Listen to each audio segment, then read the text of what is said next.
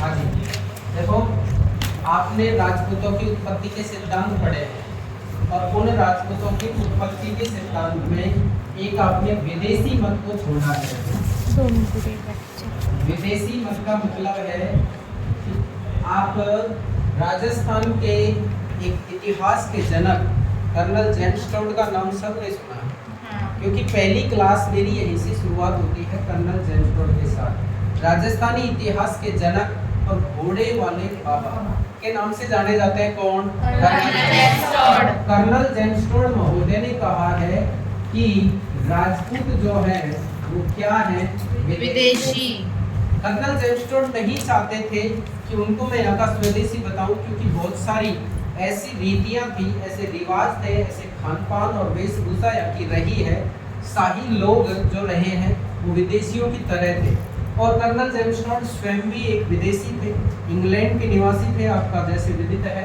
तो स्वयं विदेशी होने के कारण वो भी राजपूतों को यहाँ का स्वीकार नहीं करते हैं। कर्नल जेम्स टोड कहते हैं कि ये विदेशी थे और विदेशी में क्या बताते हैं, इनके अलावा एक व्यक्ति है जिनका नाम है B.A. स्मिथ। B.A. स्मिथ भी इनको विदेशी बताते हैं। इनके अलावा एक व्यक्ति और है जिनका नाम है विलियम क्रुक। विलियम क्रुक वो भी राजपूतों को क्या बताते हैं? विदेशी बताते हैं। William Crook, William Crook. कुल मिलाकर ये राजपूतों की उत्पत्ति शक सीथियन से मानते हैं। शक और सीथियन से मानते हैं, जो कि एक विदेशी जातियां थी। शक, सीथियन, कुषाण आपने नाम सुने हैं, ये विदेशी जातियां थी। तो विदेशियों की संतान राजपूतों को मानने वाले 3 व्यक्ति हैं। आपसे क्वेश्चन क्या पूछेगा? निम्न में से राजपूतों की उत्पत्ति विदेशियों से किस विद्वान ने नहीं मानी? एक दे दिया कर्नल जेम्स टोड, एक दे दिया B.A. स्मिथ, एक दे दिया विलियम क्रुक और एक दे दिया doctor D.R. Bhandarkar. Doctor D.R. Bhandarkar. अब मेरा आपसे प्रश्न है कि ये जो डॉक्टर D.R. भंडारकर है, इन्होंने राजपूतों की उत्पत्ति किससे मानी है? ये प्रश्न का जवाब आप ढूंढ कर लाएंगे कल।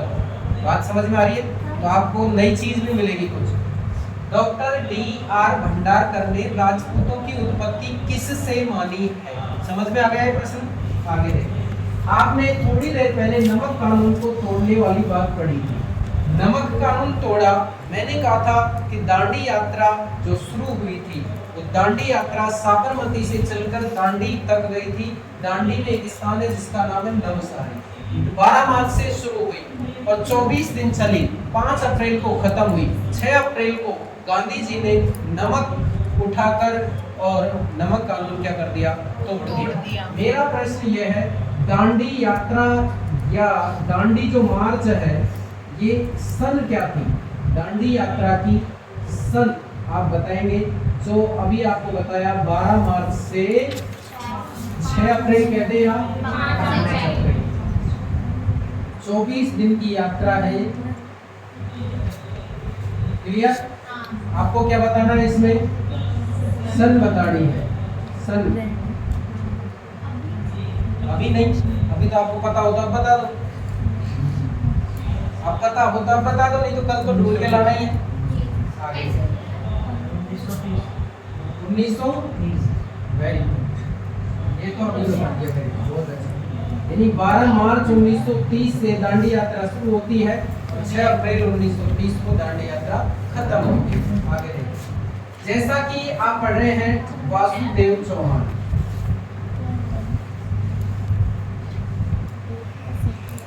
वासुदेव चौहान, मैंने इसमें एक बात बताई थी कि सपाद लक्ष्य, कौन सा लक्ष्य? सपाद लक्ष्य। सपाद लक्ष्य।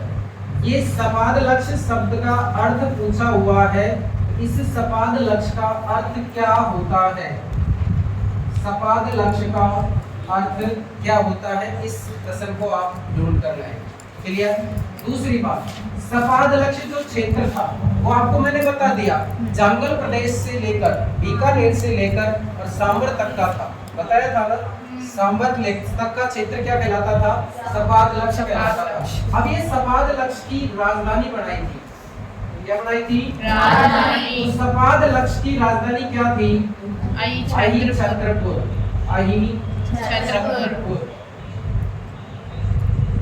आपको इस बात का कहां से पता चला कि सपाद लक्ष्य की राजधानी अहि छत्रपुर थी? इस बात का प्रमाण क्या है हमारे पास कि सपाद लक्ष्य की राजधानी अहि छत्रपुर थी?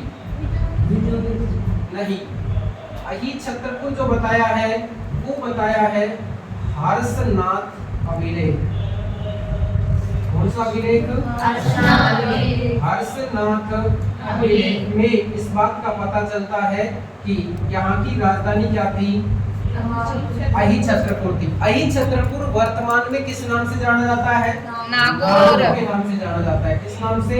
नागौर। अब आपको इस बात का पता होना चाहिए कि वासुदेव चौहान जो है, इनके बाद में जो अगला शासक है उसका नाम है भूवक प्रथम।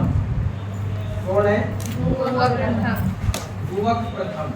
हालांकि वासुदेव चौहान की जानकारी अभी और पढ़ेंगे अपन, लेकिन भूवक प्रथम के समय का अभिलेख है कौन सा अभिलेख? हर्षनाथ अभिलेख।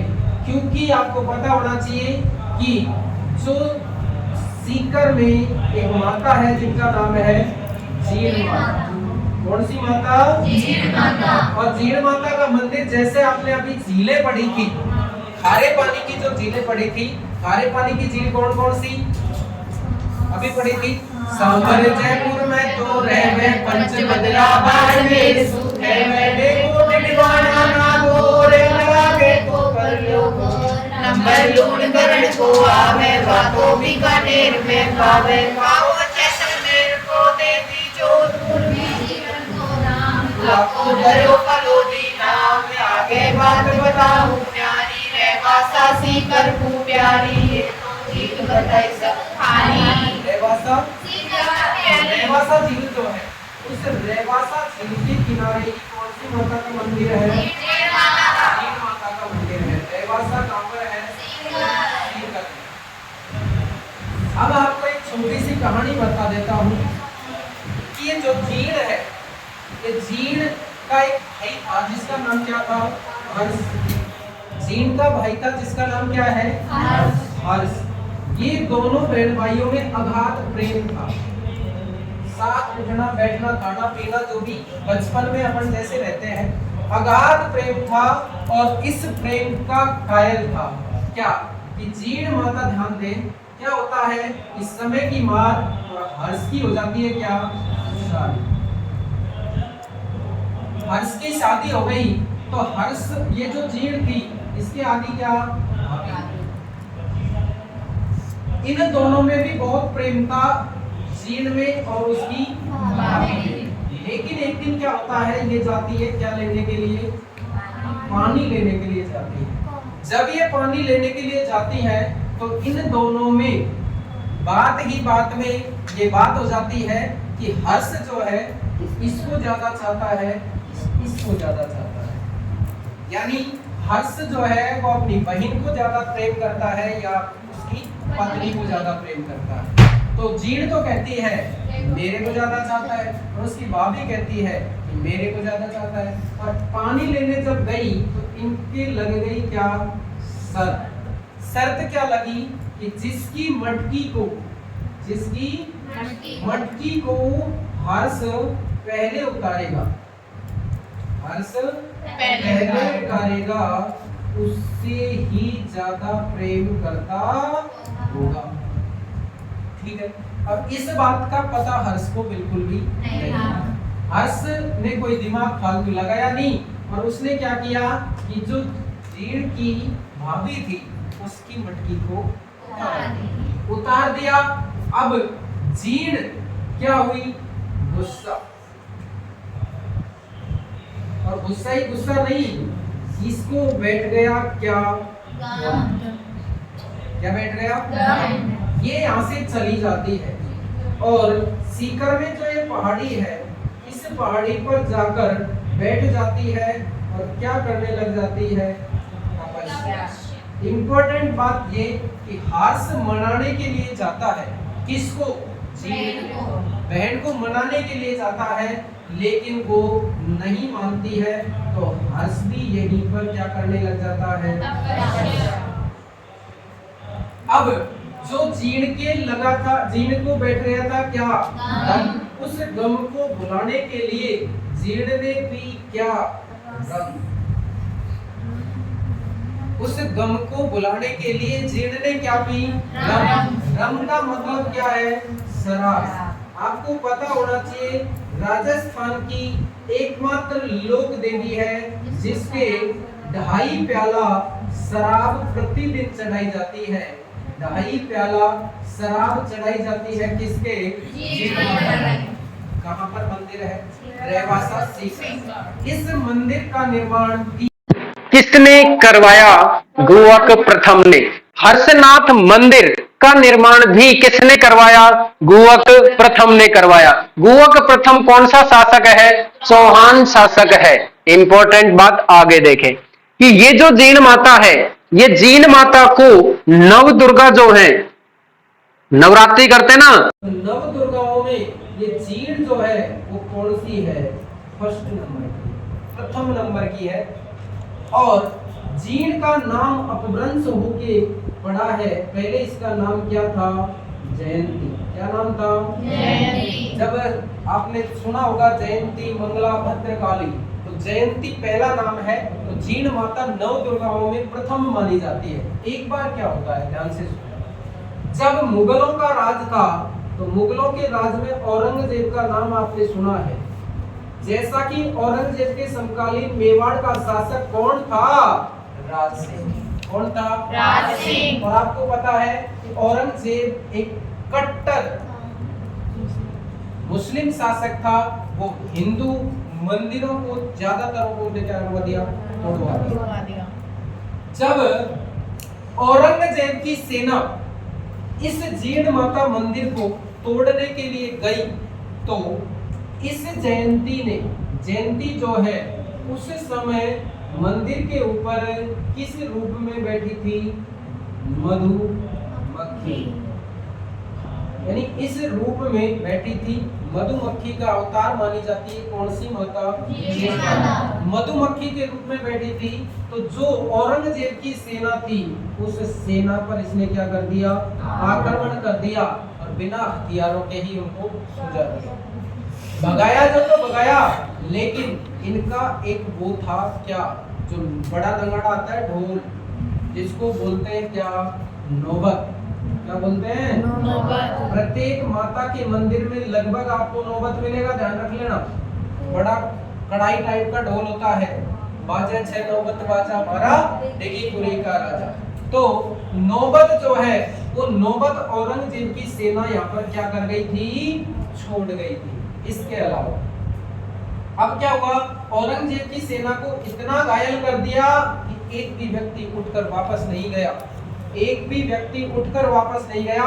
औरंगजेब स्वयं आता है और औरंगजेब आकर माता से माफी मांगता है और कहता है कि मैं प्रतिवर्ष 1.25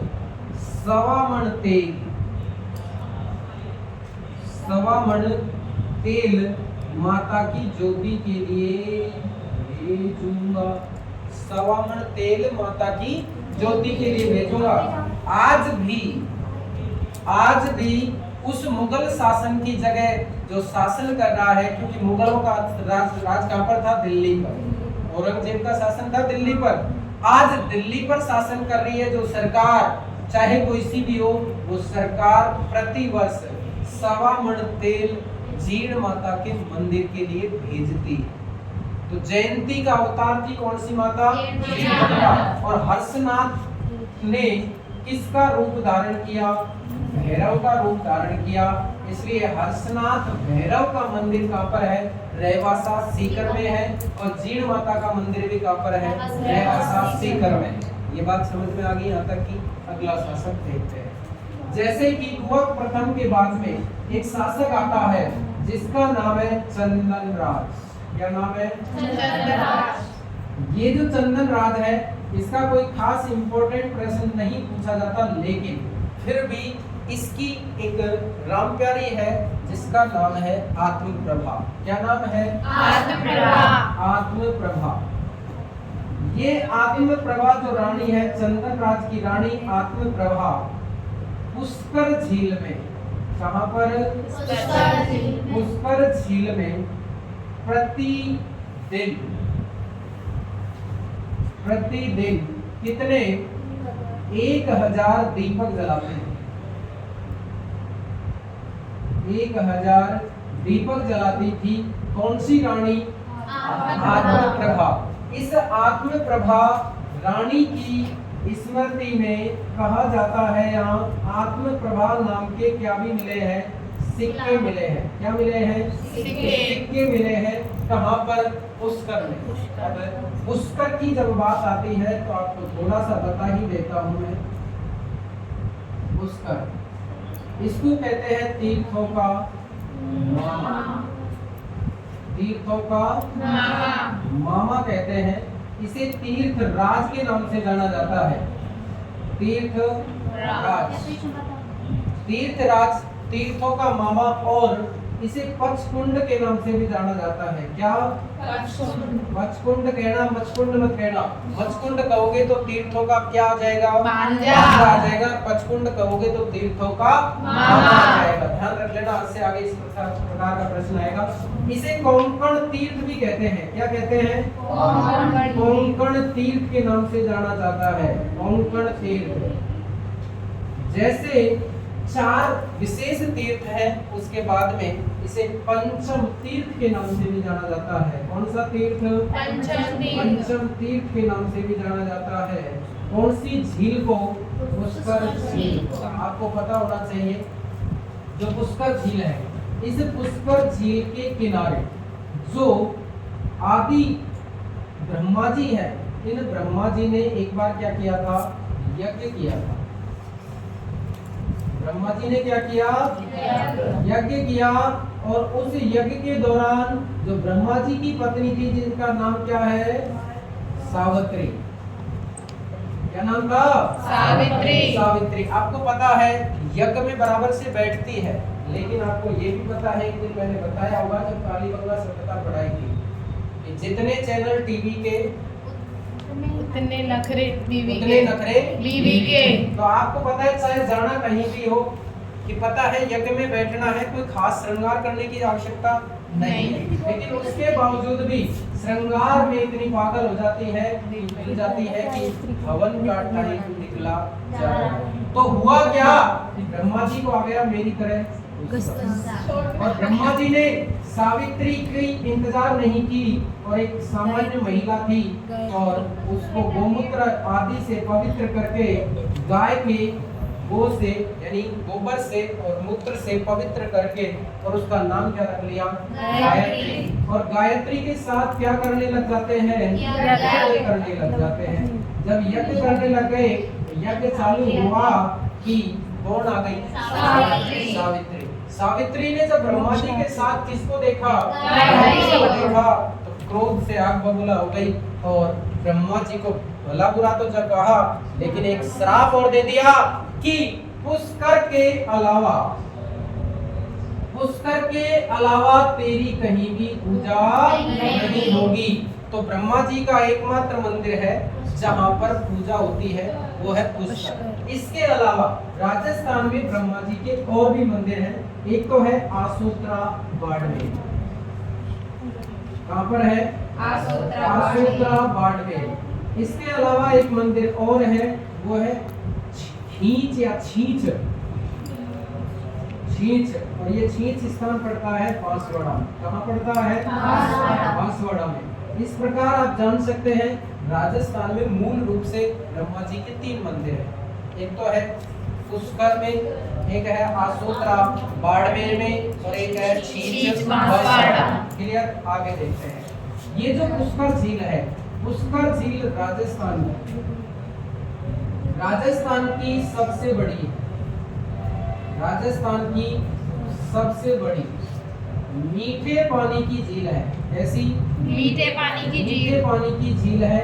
कोई कहता है कि ये झील प्राकृतिक है, तो कोई कहता है कि ये झील कृत्रिम। इस बात पर भी चर्चा करेंगे अपन, लेकिन इससे पहले आप समझ लें कि राजस्थान की मीठे पानी की सबसे बड़ी प्राकृतिक झील, यानी जिसका किसी ने निर्माण नहीं करवाया हो, ऐसी झील है कौन सी है? पुष्कर। हालांकि ये प्राकृतिक और कृत्रिम के बारे में चर्चा आपको अभी कर लेते हैं। देखो, ये झील अगर प्राकृतिक है, कौन सी है? प्राकृतिक है तो कहा जाता है कि जब ज्वालामुखी विस्फोट होता है, ज्वालामुखी का जब विस्फोट होता है तो ऊपर एक मुंह बढ़ता है, आपने पढ़ रखा होगा। ऊपर जो मुंह बढ़ेगा, उस मुंह में अगर मुंह होगा बड़ा तो वो कहलाएगा कालडेरा। क्या कहलाएगा? कालडेरा। और अगर मुंह होगा छोटा तो वो क्या कहलाएगा? क्रेटर। क्या कहलाएगा? क्रेटर। तो ये झील भूगोल विद्वानों के अनुसार ज्वालामुखी के द्वारा बनी है। किससे बनी है? ज्वालामुखी के। और ज्वालामुखी के द्वारा बनी है तो छोटा मुंह तो है नहीं, भी झील इतनी बड़ी है, मुंह छोटा नहीं है तो क्या कहलाएगा? कालडेरा। क्या कहलाएगा? कालडेरा। बड़ा मुंह कालडेरा कहलाता है, इसलिए ये ज्वालामुखी द्वारा निर्मित कालडेरा झील का उदाहरण है। कौन सी झील? पुष्कर झील। अब बात ये आती है, अगर ये कौन सी झील है? कृत्रिम झील है, तो इस झील का निर्माण किसने करवाया? बात समझ में आ गई? अगर ये झील कृत्रिम है तो इस झील का निर्माण किसने करवाया? ये प्रश्न का जवाब भी आप ढूंढेंगे। ठीक है, आगे देखते हैं। ये जो झील है, कौन सी झील? पुष्कर झील। पुष्कर। अब बात ये आती है कि सावित्री और गायत्री जो थी, तो ब्रह्मा जी का मंदिर है पुष्कर में, तो पुष्कर में जो ब्रह्मा जी का मंदिर है उसमें सावित्री बैठी है, गायत्री बैठी है? गायत्री। गायत्री बैठी है, इस बात को याद रखना। ब्रह्मा मंदिर में गायत्री बैठी है, सावित्री रूठ कर चली जाती है, रूठ कर चली जाती है। और रूठ कर कहाँ चली जाती है? रत्नागिरी पहाड़ी पर। कौन सी पहाड़ी पर? रत्नागिरी पहाड़ी पर। रत्नागिरी पहाड़ी पर। अगर कोई पुष्कर गया है, जाके आया कोई आप में से? तो रत्नागिरी पहाड़ी आपने देखी होगी। कैसे कि राजस्थान का दूसरा जो रोपवे लगा, फर्स्ट रोपवे सुंदा माता जालोर में लगा, सुंदा माता जालोर में लगा है। और सेकंड रोपवे अगर कोई लगा है तो वो लगा है रत्नागिरी पहाड़ी। रत्नागिरी पहाड़ी जो पुष्कर अजमेर में है, उसी पर इसका मंदिर है, सावित्री माता का मंदिर है। बात समझ में आ गई यहाँ तक की? आगे देखें पुष्कर झील के बारे में और क्या चर्चा हो सकती है कि यहाँ पर कार्तिक पूर्णिमा को, अभी बताया था, कार्तिक पूर्णिमा को क्या भरता है? मेला भरता है। कार्तिक पूर्णिमा, कार्तिक पूर्णिमा को राजस्थान का सबसे बड़ा मेला भरता है। राजस्थान का सबसे बड़ा मेला, सबसे बड़ा तो है ही, साथ में ये राजस्थान का सबसे रंगीन मेला भी है। राजस्थान का सबसे रंगीन मेला।